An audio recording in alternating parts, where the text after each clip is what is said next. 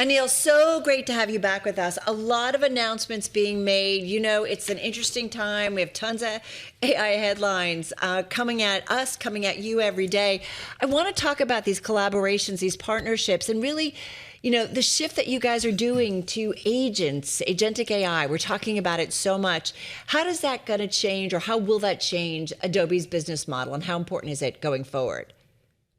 Well, thanks for having me on. It's great to be here from Adobe Summit. Over 14,000 people, the world's largest digital marketing and customer experience conference, and the energy is off the charts. Regarding the partnerships you talked about, it's a massive ecosystem that we are part of and that we are helping drive towards the agentic world. All SaaS companies are becoming agentic software companies. And in our space of customer experience, it's traditionally been a mix of tools, automation, manual processes, in an area where enterprise customers, CEOs, CMOs, chief information officers have been looking for a solution that can really help them automate the end-to-end customer lifecycle and provide those kinds of personalized customer experiences to every single customer. And that's been hard to do before agentic AI. And so now with agentic technology, we announced what we call Adobe CX Enterprise, which is an end-to-end agentic system. That's exactly what you can do, is that one-on-one personalization at scale to every customer across the world. So how does it change the business model? How is it going to the financial picture going forward for the company?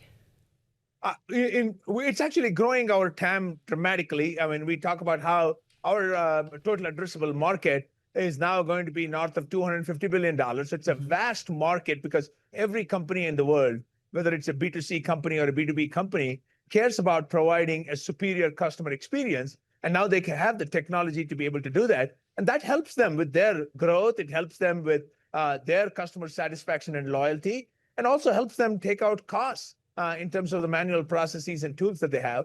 And what we see happening over time is that our business model aligns with that of our customers.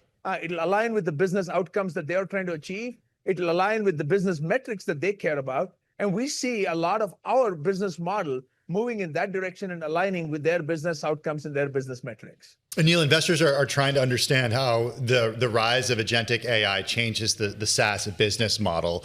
So from Adobe's perspective and for Adobe clients, will they still continue to need a subscription to Adobe products and services, or will they be paying or looking to pay for projects or outcomes, just based on outcome, just based on deliverable?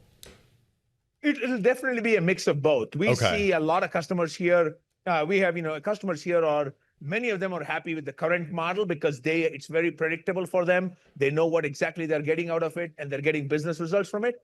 There are other customers who are saying, as they look at these new technologies and the pace of AI innovation, they look to Adobe to be able to bring that into the software that they already know how to use, whether it's Photoshop or whether it is Adobe Experience Manager. These are all great tools that they know how to use. They're saying, bring it in, your own models, but also bring in, we announced over 30 partnerships with AI companies like Google Nano Banana and others that we can provide through our solutions. And that's what they're looking for. They're looking for a mix of both, depending on what they're actually doing with the software. One of the narratives that has emerged over the last year, at least when it comes to risks for SaaS companies, and you're all too familiar with this, having followed this closely, is that the rise of AI will somehow, make it difficult or make it so these companies no longer need to pay for subscriptions, or at least seat-based models, because maybe they can get Claude to create exactly what they're looking for without paying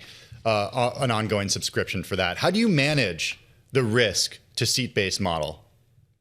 Yeah, lots of customers here. We've been in a lot of conversations, and the view that you just expressed is not what we hear from customers. A lot of customers think that that's way too simplistic to think that they would actually just use an AI coding tool to replace software. If anything, what they're looking at is saying, look, traditionally for software, we had to take software, we had to customize it to our own needs, and that involved a lot of work. And that work can actually be done a lot more efficiently with the AI coding tools. So they're looking at the sort of the last mile of using the software, making it perfectly tailored to their needs. And that's where they use a lot of the AI coding tools. And that's where their attention is. What is actually being done by the software companies that actually has a network effect that has the economies of scale, because we have over 20,000 enterprise customers, and we are taking the expertise we have from those customers and making that available.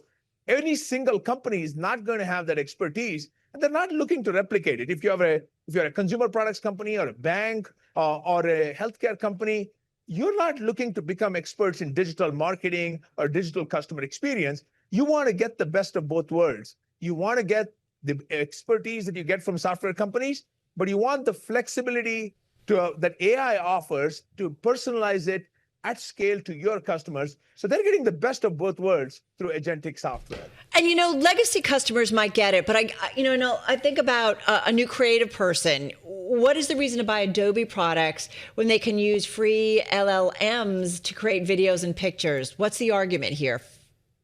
Yeah, I mean, if you're anybody who is doing it for, let's say you are a creative professional or a freelancer, or you're even doing it as a gig, for example, you want to be able to get the benefit of not just the AI models, which obviously anybody can get. Then how do you differentiate yourself? That's where, if you can bring the power of the AI models and then combine it with the capabilities that we provide, built over time. So if you can say, hey, through Photoshop, I'm able to access 30 different models. I can use that as the starting point, then I can add my own unique touch to it. That, again, you're getting the best of both worlds. And we believe that that's how you produce content that stands out. Otherwise, if you're doing the same thing out of the AI models, then all content is going to look the same. How are you going to stand out? And if you don't stand out, just putting content in front of customers, they're not going to click on it, or they're not going to take it to the next step. It's not going to be effective. So we believe that for content to stand out, you need both.